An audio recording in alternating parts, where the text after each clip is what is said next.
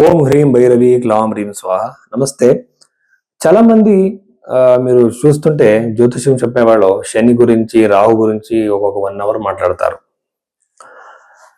గ్రహం గురించి మాట్లాడతారు. కానీ ఇది జ్యోతిషమా? జ్యోతిషం గురించి 1 అవర్ మాట్లాడడం కాదు, మన లైఫ్ లో జరిగిన విషయాలు చెప్పాలి కదా. ఇప్పుడు మీరు ఒక జాతకం ఇస్తారనుకోండి ఒక జ్యోతిష్యుడికి. తను మీ జాతకం చూసి ఫస్ట్ మీ లగ్నం ఏదిని కనిపెట్టాలి. ఎందుకంటే ఒక రాశిలో చాలా మంది పుట్టి ఉంటారు కదా. ఇప్పుడు న్యూమరాలజీ చెప్తూ ఉంటారు కదా, న్యూమరాలజీ ఎందుకు అక్యురేట్ కాదు, నిజం కాదు అంటే ఒకే డేట్ లో చాలా మంది పుట్టి ఉంటారు, ఒకే రాశిలో చాలా మంది పుట్టి ఉంటారు. మీ ఇండివిజువాలిటీ ఎక్కడ ఉందంటే మీ లగ్నంలో. ఆ లగ్నం కనిపెట్టాలంటే పాస్ట్లో నడిచిన కొన్ని సంఘటనలు చెప్పి మీలో మీ లగ్నం ఏజిని కనిపెట్టి పాస్ట్లో సంఘటనలు అంటే ఒక దశా పీరియడ్ నడిచేటప్పుడు చాలా పాసిబిలిటీస్ ఉంటాయి, ఇండికేషన్స్. ఈ టైం పీరియడ్లో ఇన్ని సంఘటనలు నడిచేట అవకాశాలు ఉన్నాయి, మీలాంటివి జరిగాయా అని అడగాలి. అలాగే జాతకం జతలోనే అరచేయి రేఖలు లైన్స్ అన్ని కంపేర్ చేయాలి. ఇవంటే వెస్టర్న్ పామిస్ట్రీ లాగా హెడ్ లైన్ ఫేట్ లైన్ అలా కాదు. ఇండియన్ పామిస్ట్రీ వేరే రకంగా ఉంది, చైనీస్ పామిస్ట్రీని ఒకలాగా ఉంది. ఇవన్నీ కంబైన్ చేయాలి, ప్రశ్న శాస్త్రం చూడాలి. అవన్నీ చూసి అప్పుడు మీ లైఫ్లో నడిచిన పాత ఈవెంట్లు చెప్పి లగ్నం చూసి ఫ్యూచర్ ఈవెంట్ చెప్తే మనకు నమ్మకం వస్తుంది. ఇది ఫస్ట్ విషయం. రెండోది వచ్చేసి మనం పరిష్కారాలు చెప్పేటప్పుడు పెద్ద పెద్ద పూజలు, హోమాలు, కాస్ట్లీ జెమ్ స్టోన్స్, కరంగులి మాల, తర్వాత రుద్రాక్షలు చెప్పడం కాదు. ఇవన్నీ జ్యోతిష్యంలో లేవు. జ్యోతిష్యంలో ఎన్నో విషయాలు లేవు. కాళసర్పం దోషం గురించి లేదు, అలాగే కుజదోషం గురించి కూడా ఎన్నో గ్రంథాల్లో లేదు. బృహత్పరాశర ఓరాశాసనంలో చెప్పిన రెమెడీస్ ఏంటంటే మంత్ర జపాలు, దానం అది మీరే చేసుకోవచ్చు, ఎవరైనా చేసుకోవచ్చు. దానివల్ల మన కర్మలో దృఢ కర్మం, అదృఢ కర్మం, ప్రారబ్ధ, సంచిత కర్మంలో కొన్ని మాడిఫికేషన్, కొంచెమే మనకి ఉన్న ఒక ఛాన్సెస్, దాన్ని ఆ రెమెడీస్ చేయడం వల్ల మాడిఫై అవుతుంది కర్మ. అప్పుడు సంఘటనలు చేంజ్ కావచ్చు. అది ఒకటే ఈ పరిష్కారాలకు ఉన్న అర్థం. సో ఇలా చెప్పాలి, కానీ కాస్ట్లీ పూజలు చెప్పి డబ్బు తీసుకోవడానికి జ్యోతిషం చెప్పడం కాదు. సో నిజమే జ్యోతిషం ఇలా ఉంటుంది. ఇలా మీ జాతకం చూడాలంటే టైం పడుతుంది, ఓపిక మీకు ఉండాలి. అలా చూపించడానికి మీరు భైరవి ఆస్ట్రోలో అన్ని మీరు కన్సల్ట్ చేయొచ్చు. జాతకంని టైం తీసుకొని చూసి మీ దగ్గర నేను మాట్లాడతాను. కుంభరాశి 2026 ఏప్రిల్ నెలలో ఈ కుంభరాశిలో పుట్టిన వాళ్ళకి ఏమేమి ఉన్నాయో చూద్దాము. ఫస్ట్ వచ్చేసి కేతు గ్రహం 7వ భావంలో ఉండడం వల్ల మ్యారిటల్ లైఫ్లో ఇష్యూస్, గొడవలు, టెన్షన్స్ ఎక్కువగా ఉంటాయి.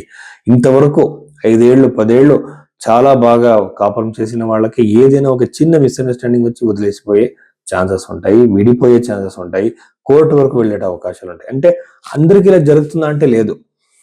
అబ్బాయి అమ్మాయి ఇద్దరికి కూడా జాతకంలో అలాంటి ఇష్యూస్ ఉండాలి, అలాంటి టెన్షన్స్లు ఉండాలి. అప్పుడు మాత్రమే ఈ ప్రెడిక్షన్ నిజమవుతుంది. ఎందుకంటే లేయర్ బై లేయర్ అది కన్ఫర్మ్ కావాలి. అంటే ఒక రాశిలో కన్ఫర్మ్ అయినది లగ్నంలో కాలేదంటే దాని ఇంటెన్సిటీ తక్కువగా ఉంటుంది, కానీ ఖచ్చితంగా సంఘటన జరుగుతుంది. ఇలాంటివి ఎంగేజ్మెంట్ దాకా వచ్చి పెళ్లి క్యాన్సిల్ అయింది సార్ అంటారు. ఇలాంటి ఇష్యూస్ జరగచ్చు. చాలా మీరు జాగ్రత్తగా ఉండాలి. అలాగనే ప్రేమ వివాహంలో కూడా బ్రేక్స్, చాలా ప్రేమించాము సార్ కానీ బ్రేకప్ అయిపోయింది అంటుంటారు. ఇలాంటి పాసిబిలిటీస్ ఈ యొక్క కుంభరాశిలో పుట్టిన వాళ్ళకి ఉంది. హెడేక్ లాంటివి, కళ్ళకి సంబంధించిన ఇష్యూస్ ఇవన్నీ ఉంటాయి. బ్లడ్ ప్రెషర్స్ రిలేటెడ్ ఇష్యూస్ ఎక్కువగా కావచ్చు. జాగ్రత్త వహించాలి, ప్రాణాయామం చేయాలి, ఫిజికల్ యాక్టివిటీస్ చేయాలి. దీని గురించి కొంచెం జాగ్రత్త వహించండి. ద్వితీయ భావంలో ఉన్న శని, ఇది వచ్చి 7.5 గురించి ఇంకొకసారి మనం మాట్లాడాలి. 7.5 టైం పీరియడ్లో ఎంతో రీసెర్చ్ జరిగింది అక్కడ. ఏంటంటే 7.5 టైం పీరియడ్లో చాలా మంది సక్సెస్ఫుల్ అయ్యారు. దాని గురించి ఎవరు మాట్లాడరు.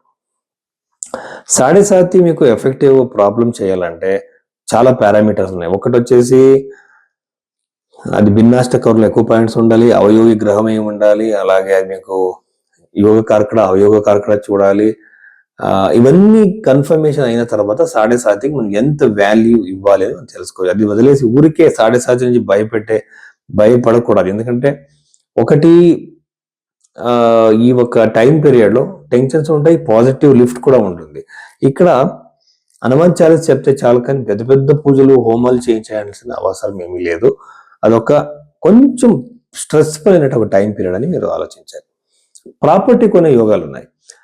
ఎన్నో రోజులు మీరు ఒక ప్రాపర్టీ చూసారు ఎప్పుడో, ఆ ప్రాపర్టీ మీకు ఇష్టమైంది కానీ అది మీ దగ్గరికి రావచ్చు. సో ఇన్ని రోజులు నేను అనుకోలేదు సార్, వాళ్ళే ఆ ప్రాపర్టీ నేను కొనుక్కుంటానని అది నా దగ్గరకు వచ్చేసింది అంటారు. ఇలాంటి ఛాన్సెస్, పాసిబిలిటీస్ ఉన్నాయి. ఇలాంటి అవకాశాలు మీకు రావచ్చు, ప్రాపర్టీ కొనే అవకాశాలు. పంచమ భావంలో ఉన్న గ్రహాలు చూస్తుంటే గురుగ్రహము సంతాన యోగానికి చాలా మంచిది. పిల్లల నుంచి శుభవార్తలు మీరు వింటారు, అంటే పిల్లల్లో సక్సెస్ మీరు చూస్తారనమాట.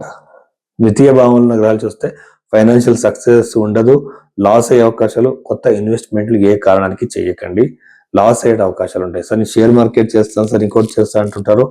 మీరు డీపర్ గా స్టడీ చేయకోకుండా ఏ బిజినెస్ చేయకండి. కొన్ని రోజులు ఆ ఫీల్డ్ లో వర్క్ చేయండి, అబ్జర్వ్ చేయండి, తర్వాత చేయండి. ఊరికే మనం యూట్యూబ్ లో ఎక్కడో వీడియోస్ చూసి ఆ బిజినెస్ చేయడం చాలా తప్పు. మనకి ప్రాక్టికల్ ఎక్స్పీరియన్స్ ఉంటే మాత్రమే ఆ బిజినెస్ లో మనం సక్సెస్ఫుల్ కావచ్చు. సో ఇన్ని విషయాలు కుంభరాశిలో పుట్టిన వాళ్ళకి.